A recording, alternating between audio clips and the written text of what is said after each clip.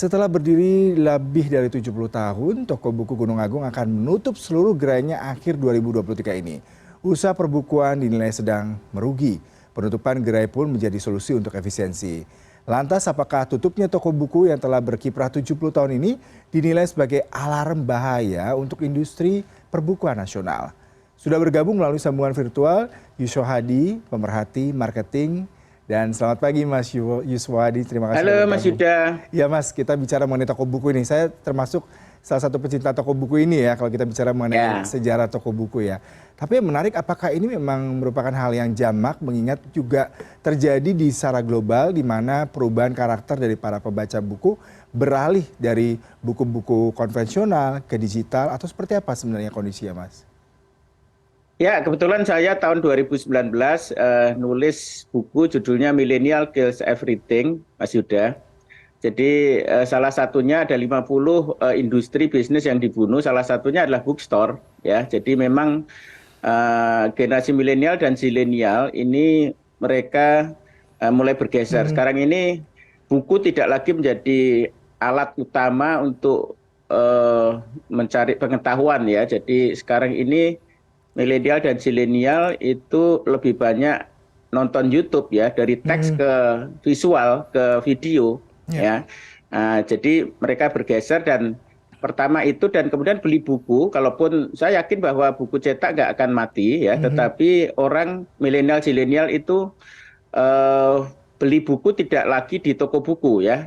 Jadi hanya sebagian yang beli di toko buku ya, banyak dari mereka beli itu melalui Topet, melalui Shopee ya, jadi melalui online. Jadi bacanya bergeser ke e-book ya, walaupun banyak saya kira masih yang akan baca di kertas, tetapi yang paling bahaya adalah belinya tidak di toko buku gitu ya. Itu yang pertama. Yang kedua adalah dari si konsumen ya. Yang kedua adalah dari si teknologi, karena kemudian ada teknologi baru ya, di mana konten atau pengetahuan itu bisa berbagai melalui multi platform ya, tadi bisa melalui video, bisa melalui e-book, bisa melalui macam-macam, termasuk sosial media. Dan yang ketiga sebabnya adalah karena Gunung Agungnya sendiri yang tidak bisa adaptasi gitu ya. Jadi banyak pemain mainstream di toko buku ini karena kesuksesan di masa lampau itu agak comfort zone gitu ya. Jadi untuk melakukan transformasi itu lambat, sehingga saya kira tutupnya toko buku ini adalah konsekuensi dari kelambatan merespon perubahan teknologi dan perubahan konsumen yang dua yang di awal tadi. Kira-kira gitu Mas Yuda. Iya, berarti dengan tanda kutip sebuah keniscayaan ya Mas, kalau kita bicara mengenai toko buku konvensional, kemudian juga buku-buku yang selama ini dalam bentuk bahan baku seperti kertas seperti itu akan bergeser. Tetapi di satu sisi, tapi yang menarik adalah Anda katakan sebenarnya toko buku dengan konsep konvensional itu masih bisa bertahan selama bisa bertransformasi dengan digitalisasi dan juga perubahan karakter dari pembeli. Seperti itu Mas?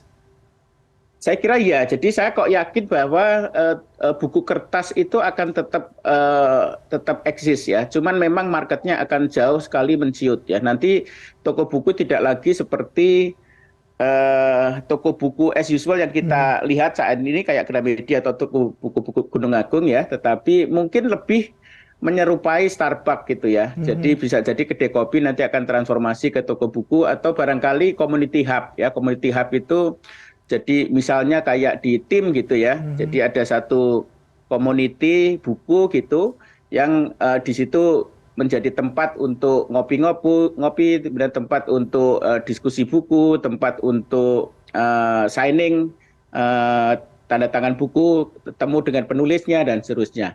Terus bisa juga nanti buku akan mengecil Mas Yuda.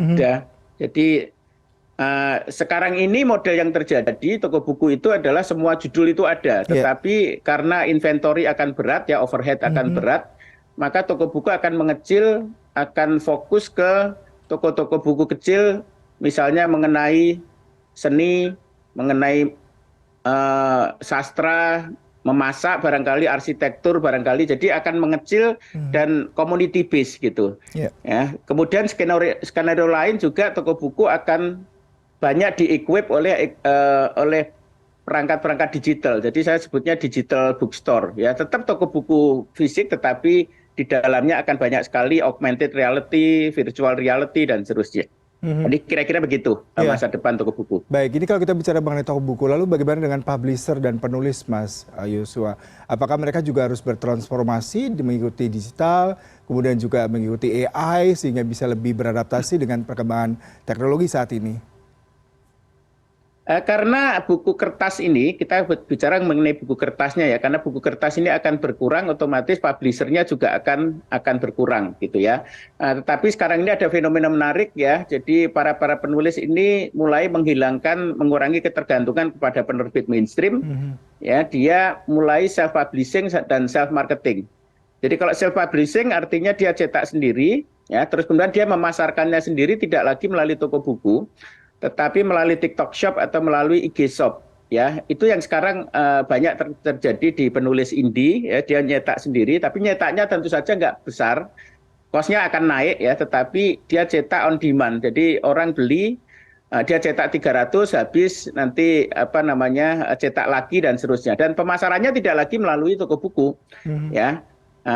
Terus kemudian juga penerbit-penerbit mainstream yang gede itu juga agak berat nanti karena terutama di pemasaran ya, misalnya kayak Gramedia punya jaringan toko buku yang terbesar ya.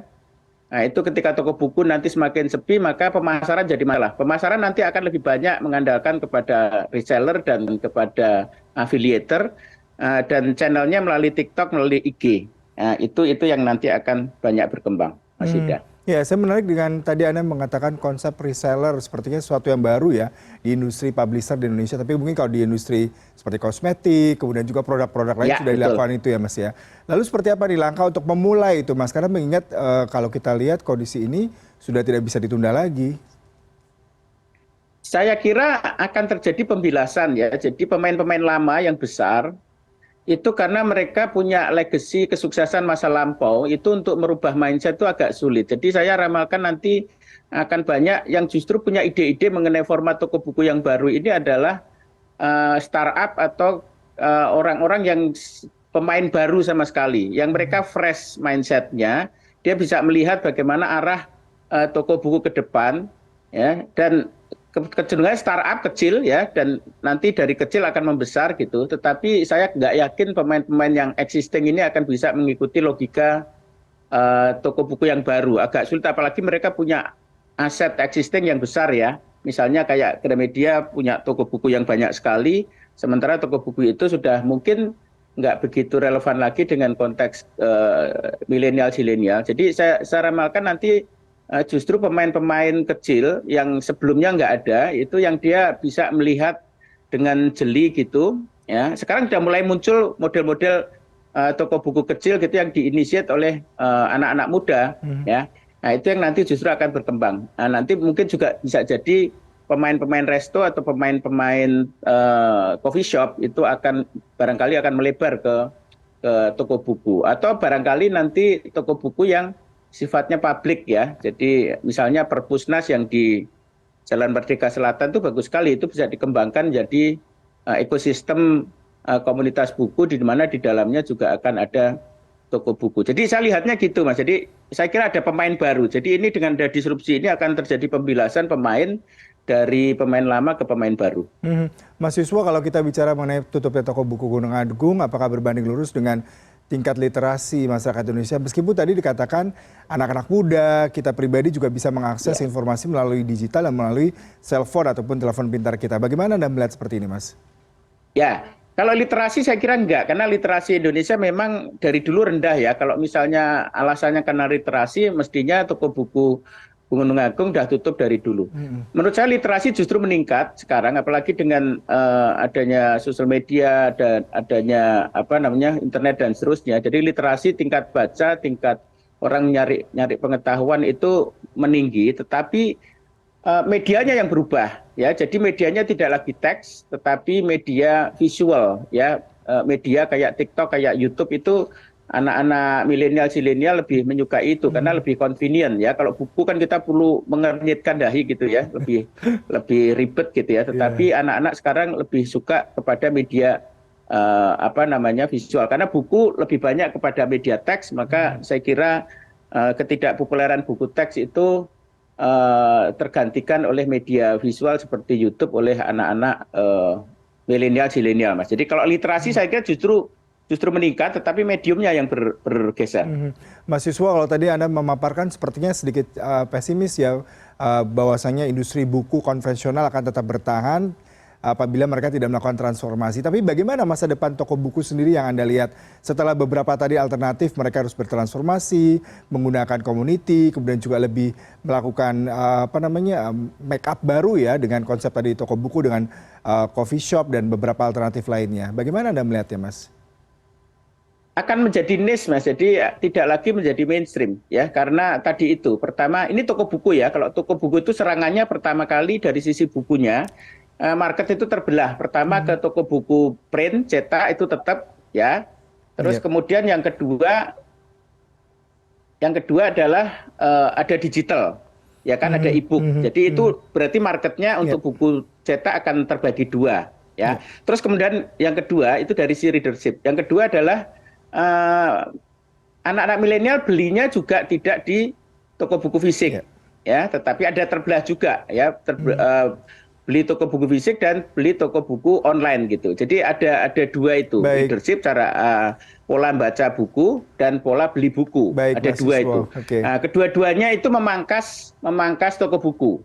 Ya, kalaupun orang masih membaca buku cetak, ya, tetapi belinya itu tidak di toko buku. Makanya saya perkirakan toko buku itu akan mengalami niche itu marketnya akan makin mengecil ya, dan itu akan permanen nanti ya, karena pola perilaku orang membaca dan membeli buku itu berubah.